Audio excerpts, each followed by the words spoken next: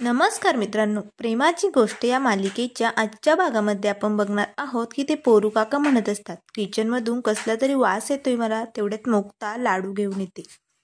सई आणि सागर लगेच तो लाडू खाऊन बघतात. तर सागर म्हणतो, अरे वा, खूप छान झालेत लाडू. तेव्हा लगेच माधवी म्हणते, अगं मुक्ता, पण कसले लाडू थे? तेव्हा लगेच मुक्ता बोलते, मी ना किचनमध्ये पसारा आवरत होते ना, खूप साऱ्या पुरणपोळ्या मला तिथे मिळाल्या. मग माझ्या आईने मला शिकवलेलं आहे अन्न व्हायला घालायचं नाही. मग मी त्या सगळ्या पुरणपोळ्या मिक्सरमध्ये घातल्या आणि बारीक करून त्याचे मस्त असे लाडू बनवले. तेव्हा सागर म्हणतो, वा, खरंच खूप छान आहे. मी ना असे लाडू पहिल्यांदाच खातोय. तेव्हा आता लगेच पोरू काका लाडू घ्यायला लागतात.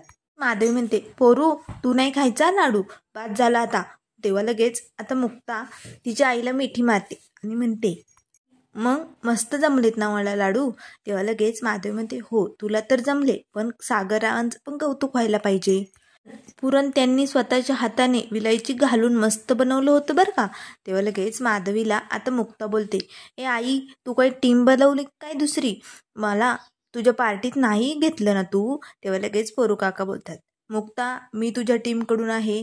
आता पोरू काका पुन्हा लाडू घ्यायला लागणार. तेच मुक्ता म्हणते, बाबा, तू माझ्या टीमकडून नाही म्हणून मी तुला घेऊ देणार नाही या. तेव्हा लगेच पोरू काका म्हणतात, अरे थांबा थांबा, मला आठवलंय, बापू काकांनाही असं पुरणपोळ्याचं जेवण खूप आवडतं ना.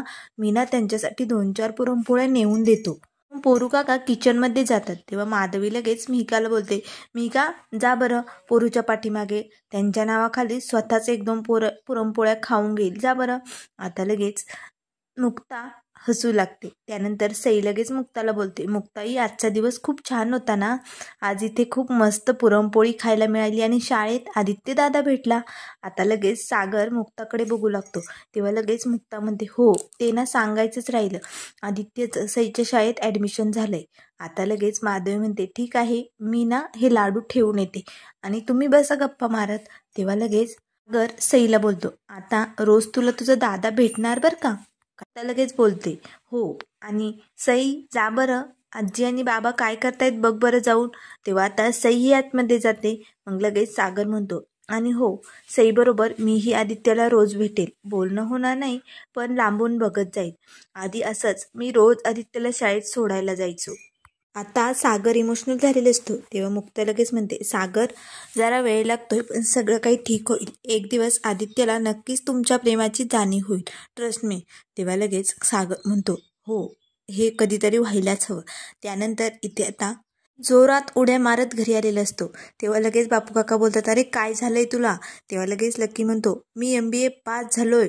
आता तो जोरजोरात नाचू लागतो. तेव्हा लगेच सागरही तिथे येतो. आता लकीला एवढं खुश पाहून सागर म्हणतो, दाखव रिझल्ट, दाखव तुझा. लगेच लकी आता मोबाईलमध्ये सागरला रिझल्ट दाखवतो. तर त्याला 75% मिळालेले असतात. आता तो खूपच खुश असतो. तेव्हा लगेच इंद्रा बोलते, अगं बाई, माझा पोरगा मेमे झाला. तेव्हा लकी बोलतो, अगं मम्मे, मेमे नाही, MBA म्हणतात त्याला. तेव्हा आता सर्वजण खूपच खुश झालेले असतात.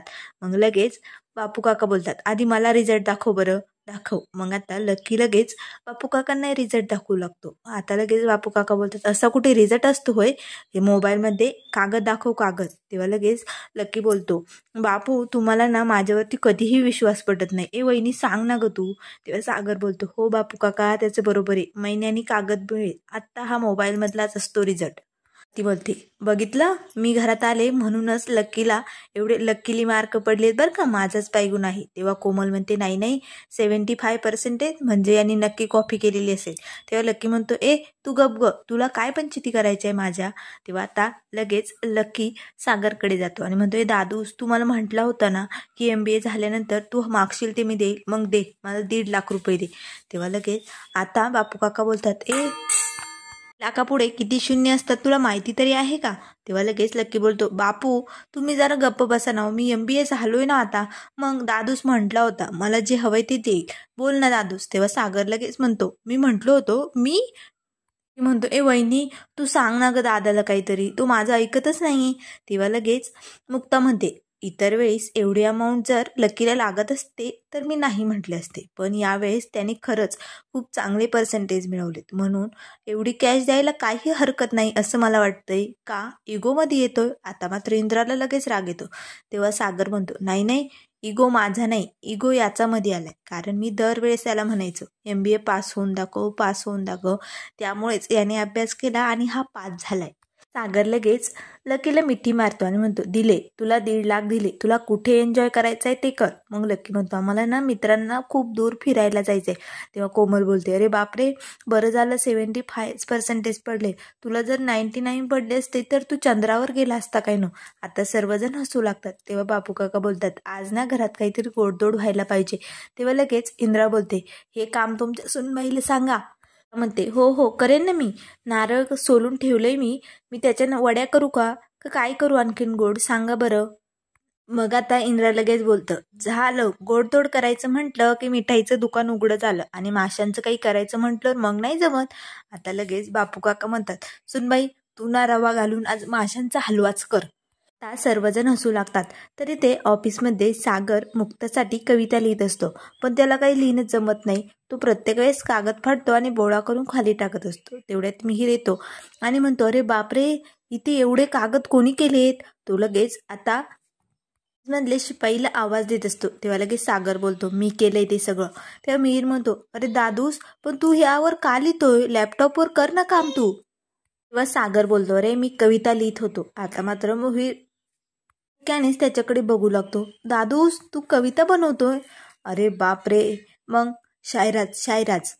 मात्र सागरला हे काय म्हणतोय हे काही कळतच नाही. तेव्हा सागर म्हणतो अरे काय बोलतोयस तू. तेव्हा लगेच मिहीर बोलतो अरे शायराज म्हणजे बोलून दाखव तू काय लिहिलंय ते सांग बरं. मग आता सागर लगेच कविता वाचू लागतो. आता मात्र मिहीरला तर ही कविता ऐकताच धक्काच बसतो. तो लगेच सागरच्या हातून ती वही घेतो आणि म्हणतो बास, पुरे झाली कविता, पुरे झाली. अशी कविता जर तू मुक्तावहिनीला वाचून दाखवली ना, अरे बापरे, जे प्रेम झालंय ना ते सुद्धा तुटून जाईल, ब्रेकअप होईल डायरेक्ट. बंद कर हे सगळं, दुसरं काहीतरी कर आणि मला खात्री आहे तू ते नक्की करू शकतो. तेव्हा आता सागर लगेच उठून उभी राहतो आणि विचार करू लागतो हे कविता वगैरे नाही जमणार. मुक्ताला इम्प्रेस करण्यासाठी दुसरंच काहीतरी करावं लागेल, भन्नाट काहीतरी. त्यानंतर मग आता इथे सागर घरी आलेला असतो. तेव्हा तो तिथे सोफ्यावरती बसतो आणि मोबाईलमध्ये तो फोटो बघत असतो आणि म्हणत असतो सावनीने आता हा फोटो बघितला असेल, बघच सावनी अजून मी काय काय करतोय. तेवढे इंद्रा त्याला पाणी घेऊन येते. पण मात्र सागरचं लक्ष नव्हतं. तेव्हा इंद्रा म्हणते अरे सागऱ्या, तुला त्या मोबाईलमधून पाणी मिळणार असेल का, मी जाऊ का मग. सागर म्हणतो नाही आई दे. मग आता इंद्रा बापू काका जवळ जाते आणि म्हणते अहो 10 मिनिटं झाले, तसं मी तुम्हाला विचारते काय बनवू जेवायला, तरीही तुम्ही त्या मोबाईलमध्येच बघताय. मग मोबाईलमधनंच जेवा आता आले. असे म्हणून इंद्रा निघून जाणार तेच बापू काका तिचा हात पकडतात आणि म्हणतात अगं इंद्रा, रागात खूप छान दिसते तू. आणि काय इथे घरात स्वाती आहे, कोमल आहे आणि सुनबाई पण आहे. तू फक्त ऑर्डर दे. सुनबाई बघ कसा पदर खोचून लगेच स्वयंपाक बनवायला लागेल. ते इंद्रा बोलते हो, काय बनवणार आहे ती. वांग्याची भाजी, आलूचं फतफद, हे असं मटण चिकन मांस मच्छी बनवणार आहे का ती. इथे तुम्ही खालो तिच्या हातचं गोडधोड, पण माझी पोरं लकी सागऱ्या हे सगळं ते खाणार आहेत का. नाही. आता कोळ्यांच्या घरची सून झाली, मग तिने काटे कशाला टोचून द्यायचे, सगळं काही बनवायचं ना. तेवढ्यात लगेच सागर येतो आणि म्हणतो आई काही टेन्शन घेऊ नको, आपल्याला सगळ्यांना हॉटेलमध्ये जेवायला जायचं, तयार व्हा बरं, मी हॉटेल बुक केले. आता सर्वजण खूपच खुश होतात. तेव्हा आता सागर इथे रूममध्ये येतो तर मुक्ता आरशात बघून कोणती साडी घालावी हे ठरवत असते. तेव्हा लगेच सागर कपाटातून एक साडी काढतो आणि ती कॉटवरती ठेवतो. तेव्हा मुक्ता सागरकडे बघू लागते. सागर लगेच डोळ्यांनी तिला खुणावतो ही साडी घाल म्हणून. आता मुक्ता ही खूप खुश होते आणि आता ती साडी हातात घेते. तेव्हा सागरही तिथून बाहेर जातो. त्यानंतर इथे आता सर्वजण तयार झालेले असतात. तेव्हा लक्की म्हणतो चला माझ्या मस्त आवडीच्या हॉटेलमध्ये जाऊ. तर कोमल बोलते नाही माझ्या मैत्रिणीचा कॅफे तिथे जाऊ. तेव्हा स्वाती म्हणते नाही जिथे माझ्या बेबीला असं कम्फर्टेबल वाटेल ना तिथे जाऊ. तेवढ्यात बापू काका बोलतात अरे ज्यांनी हा सगळा प्लॅन केलाय त्याला तर विचारा नेमकं कुठं जायचंय ते. तेवढ्यात सागरच्या पोटात चमक लेंगल्याचं तो नाटक करतो आणि तिथे खुर्चीवर बसतो. तेव्हा इंद्रा बोलते अरे बापरे सागऱ्या, काय झालं तुला. आपण जाण्याचं कॅन्सल करू, खिचडी भात करूया मस्त घरी. नको जायला नको आपण. तेवढ्यात आता लगेच लकी म्हणतो ए मम्मी काय असं किती मस्त प्लॅन ठरवला होता, तेव्हा आता लगेच मुक्ता येते. सागर बोलतो तुम्ही सर्वजण जा, उगाच कशाला तुमचा प्लॅन कॅन्सल करायचा, तुम्ही थांबा माझ्याबरोबर. मुक्ताला बोलतो की तुम्ही डॉक्टर आहात ना, थांबा थांबा. ते इंद्रा बोलते अरे पण ती दाताची डॉक्टर आहे, पोटाची नाही. तेव्हा सागर म्हणतो अगं पण त्यांना जरा काही कळतं नाही यातलं. मग लगेच बापू काका बोलतात हो सुनबाई तू थांब. आता सर्वजण जातात तर लगेच सागर बोलतो जा ना रूममधून माझी तेवढी गोळी घेऊन या. मुक्ता म्हणते ती का, पहिल्या रात्री तुमचं पोट दुखत होतं ती गोळी का. ती हसू लागते. तेव्हा सागर म्हणतो हो हो जा. मग आता सर्वजण गेलेले असतात. तेव्हा सागर लगेच उठून उभी राहतो आणि म्हणतो अरे वा, म्हणजे ठरल्याप्रमाणे सगळा प्लॅन सक्सेसफुल झालेला आहे. त्यानंतर मित्रांनो पुढील भागामध्ये आपल्याला बघायला मिळेल सागर म्हणत असतो आता बघच सावनी, तुझं काय दाखवतोय मी तुला, काय दाखवतोय आता बघच तू. त्यानंतर आता इथे सागरने मुक्ताला मस्त असं सरप्राईज दिलेलं असतं. आता ते दोघेही गाण्यावरती डान्स करत असतात. तेवढ्यात मुक्ताचा पाय त्या फुग्यावरती पडतो आणि ते दोघेही सोप्यावरती खाली पडतात. तेवढ्यात आता सर्वजण घरचे आलेले असतात. आता त्या दोघांना अशा अवस्थेत बघून सर्वजण त्या दोघांकडे बघूच लागतात. त्यामुळे मित्रांनो अशाच मालिकेंच्या अपडेट पाहण्यासाठी चॅनलला लाईक करा, सबस्क्राईब करा.